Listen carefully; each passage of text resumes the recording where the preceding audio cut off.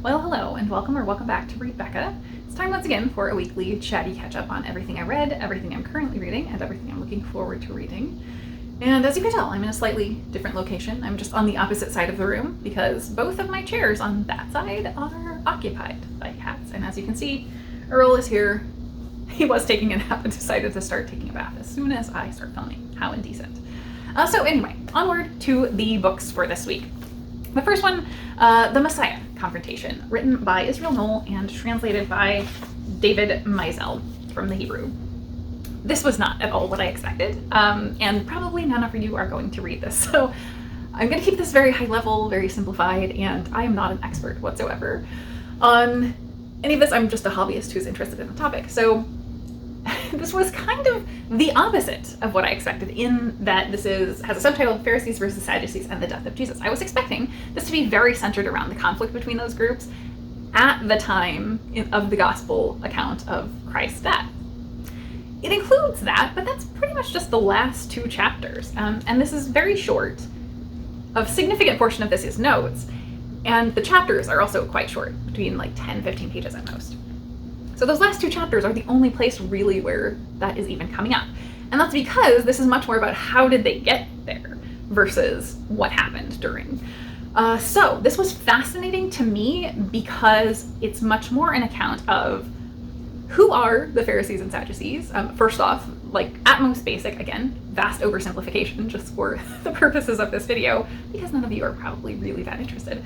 But more or less the way I would conceptualize it is that the Sadducees really engaged with the legalistic side of Judaism and the rule of law and ritual surrounding that, and they didn't really accept any of the supernatural stuff for the most part, while on the opposite side, the Pharisees were very much more into the supernatural rather than the legalistic.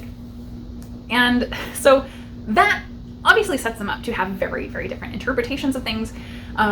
It's just a very different seed of belief. And I found it interesting that that led me to think about the modern day difference between Protestant and Catholic Christians versus those historic ideals, which are kind of similar. I mean, not quite exactly, but in the same way, Catholics do tend to lean much more toward ritual and liturgy. And there are some Protestant sects that are also that way, but for the most part, Protestantism is much more about the supernatural, the spiritual, and the relationship with Christ versus following these certain rituals and traditions. And so that was interesting for me to think about this sort of similar dichotomy that exists today, right? But this is going back through all of the, Talmud, Torah, like Old Testament for me as a former Christian, all of those accounts of prophecies that lead to a Messiah. And the reason for doing that is because both of these prominent factions within Judaism didn't think that Christ was the Messiah, the fulfillment of those prophecies. And they had wildly opposite views on that, with the Sadducees not believing in sort of the paranormal or the spiritual. They didn't think there was any Messiah, so they did not accept it just outright. The Pharisees did think there was a Messiah potentially coming, but they thought it was going to be a warrior king. So Jesus was kind of the opposite of what they were looking for. And so in both cases, they felt they had sort of their faith behind them in what they were doing in persecuting Christ potentially. So that was really interesting because as someone who has read Christian biblical commentary, you certainly will get mentions of those interpretations of the prophecies, but you never really get the full breadth of context, because if you accept those interpretations of the prophecies, then naturally it recontextualizes how you view everything that comes after. If you think there's no Messiah, you're going to read all the stuff that other factions are reading as predictions of the Messiah very, very differently, like wildly differently. And so this was kind of that. So I felt like I took a lot away from it in terms of that, because for me, it was just approaching these stories and information that I've read over and over from a completely different lens and context than what I have really a lot of experience with. So I very much enjoyed that. Coming down to it though, I do have to sort of say I have a major criticism of the conclusion at the end, because Knohl, in concluding, as he's wrapping up the book, just sort of almost throwaway goes, well, I hope we can toss out this unjust judgment of the Jews by Christians as having sort of killed Christ.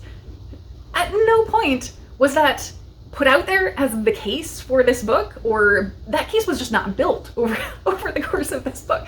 And not only that, but the entirety of the book is laying out exactly how these two Jewish factions did, based on their belief, lead to the death of Christ.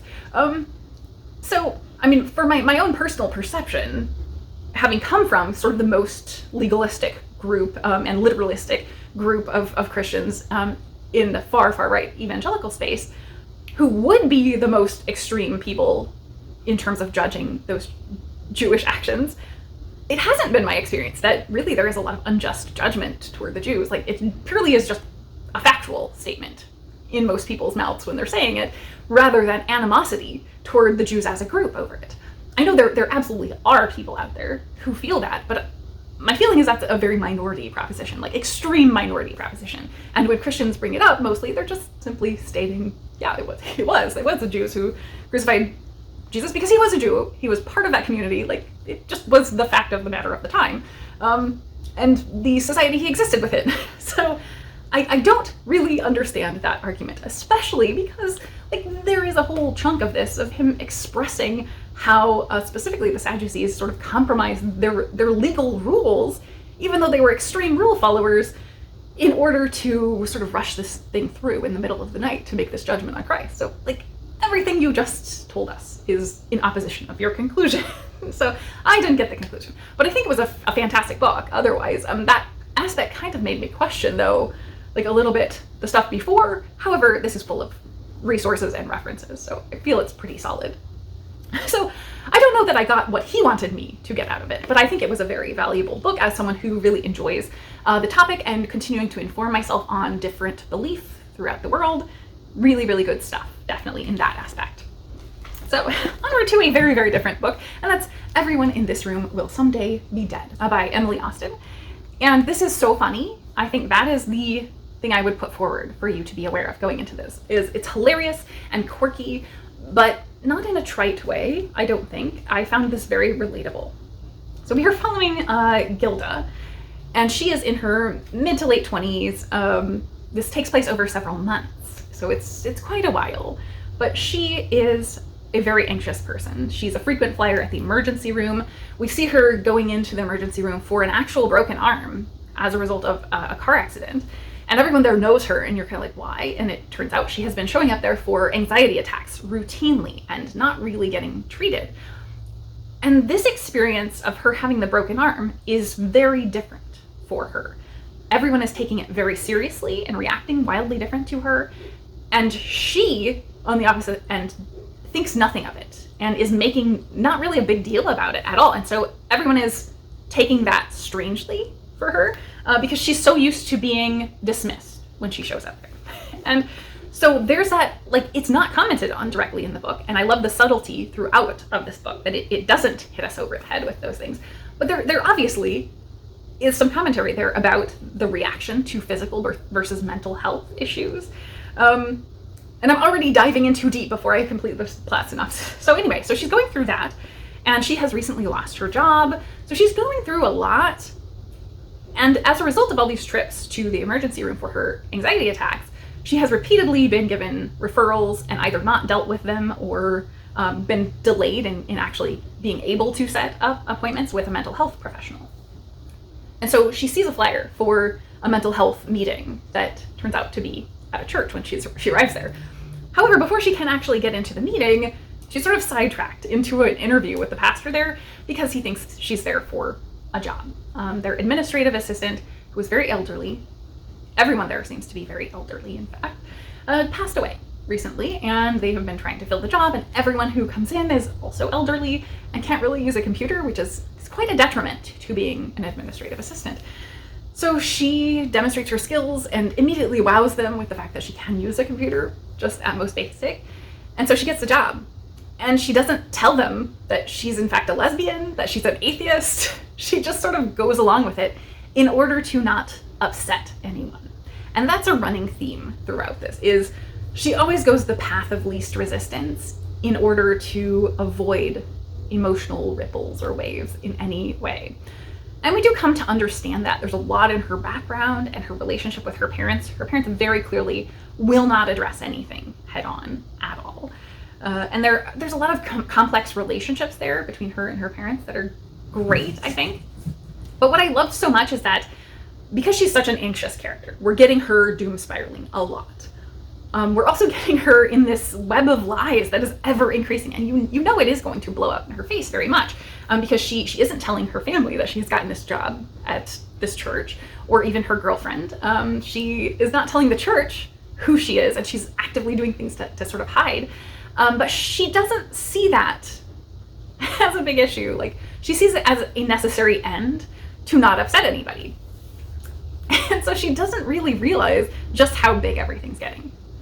But because of her awkwardness and because of this web of lies, I feel like there is a lot of potential for secondhand embarrassment that doesn't really materialize, because it doesn't come off that way. It comes off very endearing, and like you want to just give her a hug, really. Like, she's such a delightful, endearing character. And she's so funny in how she perceives the world that I think that is part of the selling point. Everything about Gilda is like very non-neurotypical.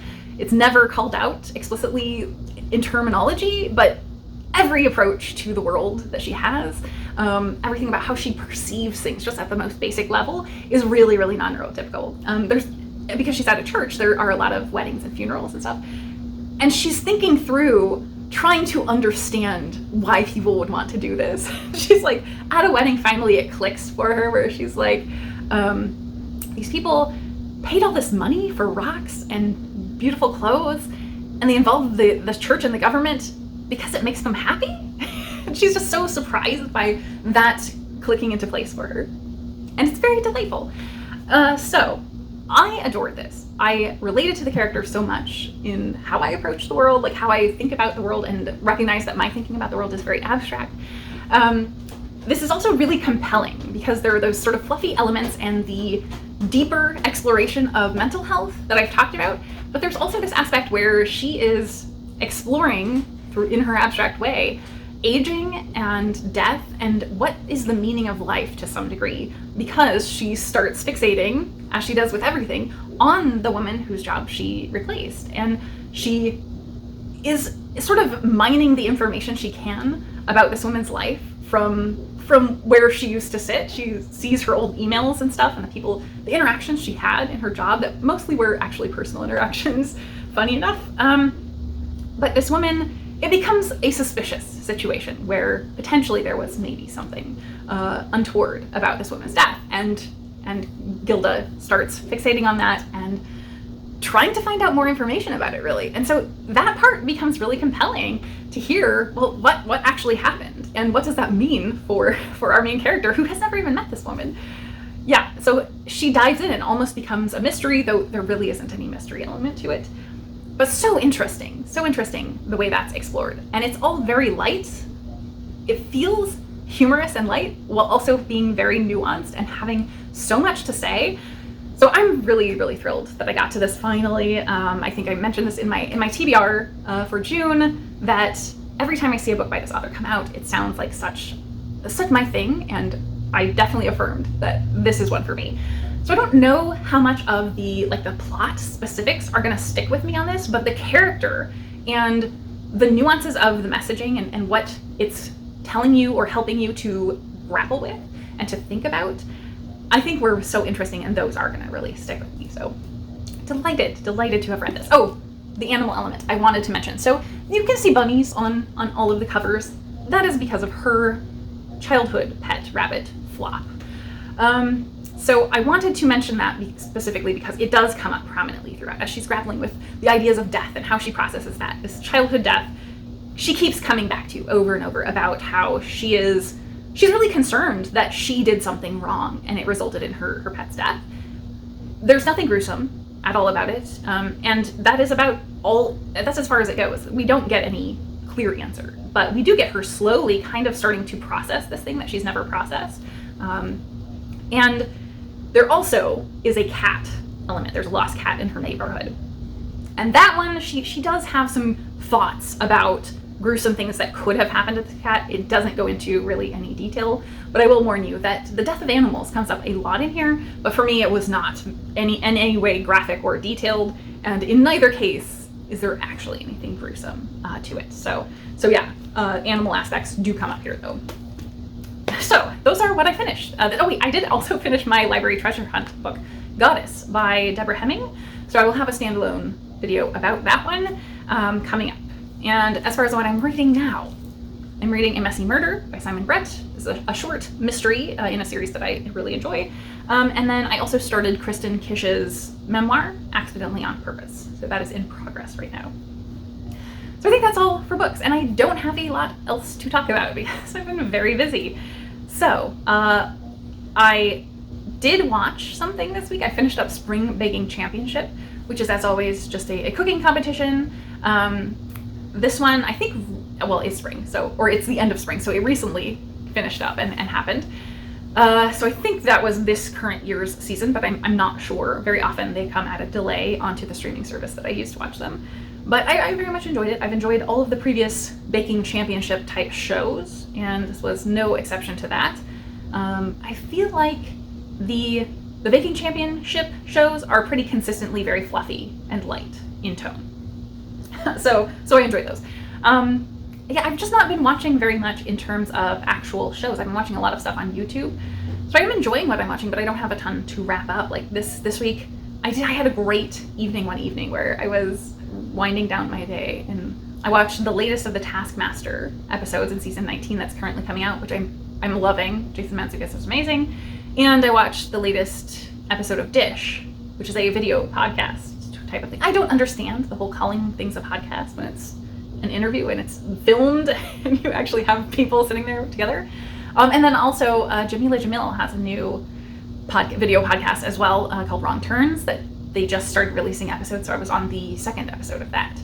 And that's also on YouTube. So I'm watching all this stuff on YouTube that's just sort of random collections of things that aren't really shows and don't really have an end. So I don't know when to wrap those up for you all, because I am enjoying the things I'm watching, but I'm not really watching things with a clear closure for me to talk about here. I think the biggest news of the week is Earl, his fecal transplant. He got it, and it was the smelliest thing I have ever experienced after that. But everything has normalized and he's doing really, really well. So I'm very hopeful that this has completely turned things around for him, and we finally are out of his stomach problems, which would be great. It is still a very in experimental space for cats, but the shelter that I deal with has pretty good resources and has a staff veterinarian and everything. And so they have recently started doing these apparently and had great results so far. And it seems that Earl is going to be added into that number. So exciting stuff. Yeah, and other than that, I don't know if you can see, Rue parked himself over here. I should have turned the camera earlier as he was wandering around. But yeah, the household cats are doing very well. Earl's energy has been maybe a little lower, or he's less acting out because his stomach's not feeling so miserable. So perhaps that's what's going on, but everyone is coexisting very well still. So I think that's the most exciting stuff for my week. Weather has been all over the place, but mostly not great continually here, where we had another tornado in the area within the past week. We've had continuous rain. It is raining right now, so filming in front of the windows would not have been great anyway because it's dark outside. So yeah, I'm just continuing to plod along, really. That's the state of things, I think. I think that's about it for my week this week. I mean, the state of the world, or the US, is definitely getting to me. We had both just wildly bad news and strange news, political conflicts that are pretty much teenage girl slap fights, and some mildly good news. So as I am filming, Kilmara Abrego Garcia recently returned to the US, and I just genuinely hope that he and his family are able to seek asylum in Canada or something, because at this point it's clear that the US government is out to get him, more or less, and is not pleased with the state of things, the situation that the law is holding them to account to actually follow procedure in some degree. It's clear they're not going to, really. But things seem to be unraveling, in positive ways, hopefully. We will see. Yeah, so anyway, state of the US, not great, not great, continually not great, but I maintain hope that this is a death knell of a lot of things that need to go away and is going to lead to a pendulum swing toward something more hopeful and better as people realize how awful these things that have been put in place are. So anyway, yeah, otherwise, overall, pretty good other than the state of the world. Well, it felt odd to leave my standard outro on this one, because within the few hours, less than a day, between filming and editing, the US president issued a declaration effectively revoking the American right to protest. It's not entirely unprecedented to do that. That has been leveraged in times of great conflict in the past, and we certainly are in a time of great conflict in the US right now. But typically, that involves a declaration that has a very limited scope. And what's unprecedented about this is the fact that it really doesn't seem to have any sort of limitations on the scope. And so ultimately this is highly unusual. This is certainly a major step forward into authoritarianism even more. And it's just dark times. It's very disappointing. So I can continue to only hope that this will be something that changes minds, that opens eyes. And I hope for the better, but it certainly will be painful in the interim. I'm certain there will be legal challenges to what's going on, but the wheels of justice move slow, as the adage goes. So I'm sure there will be harm done in the interim before legal justice can happen. And that's very, very saddening. So it is, and continues to be, a terrible thing to live through interesting times that certainly will be recorded in history.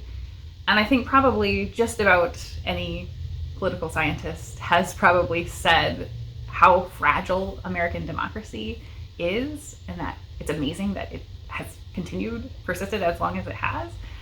And that's just very in our face right now. But I have to hope that the experiment of American democracy will continue and that it will get better out of this time of great change. So, dark times in the US, certainly.